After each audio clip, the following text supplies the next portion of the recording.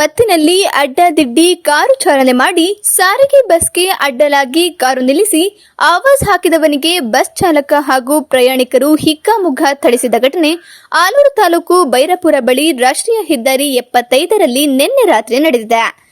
ಬೆಂಗಳೂರು ಕಡೆಯಿಂದ ಮಂಗಳೂರು ಕಡೆಗೆ ತೆರಳುತ್ತಿದ್ದ ಸಾರಿಗೆ ಬಸ್ಗೆ ಎದುರಿನಿಂದ ಬಂದ ಕಾರ್ನ ಚಾಲಕ ಕಾರನ್ನ ಅಡ್ಡಲಾಗಿ ನಿಲ್ಲಿಸಿ ಚಾಲಕನನ್ನ ನಿಂದಿಸಿದ. ಇದಕ್ಕೆ ಪ್ರತಿಯಾಗಿ ಬಸ್ನ ಕೆಲವು ಪ್ರಯಾಣಿಕರನ್ನ ಕೆಳಗಿಳಿದು ಕಾರು ಚಾಲಕನನ್ನ ನಿಂದಿಸಿದ್ರು. ಕಾರಿನಿಂದ ಇಳಿದು ಆವಾಜ್ ಹಾಕ್ತಿದ್ದ ಆತನನ್ನ ಬಸ್ ಒಳಗೆ ಕರೆತಂದ ಪ್ರಯಾಣಿಕರು ಧರ್ಮದೇಟು ನೀಡಿದ್ರು. ಅಲ್ಲದೆ ಕುಡಿದು ಬಂದು ಕಾರು ಓಡಿಸುತ್ತಿದ್ದೀಯಾ ಎಂದು ಬಸ್ ಚಾಲಕ ಕೂಡ ಥಳಿಸಿದ್ರು. ನಂತರ ಆತನನ್ನ ಕೆಳಗಿಳಿಸಿ ಬಸ್ ಮುಂದೆ ಚಲಿಸಿದ. ಈ ದೃಶ್ಯಗಳನ್ನ ಬಸ್ ಪ್ರಯಾಣಿಕರೊಬ್ಬರು ತಮ್ಮ ಮೊಬೈಲ್ನಲ್ಲಿ ಸೆರೆ ಹಿಡಿದಿದ್ದಾರೆ.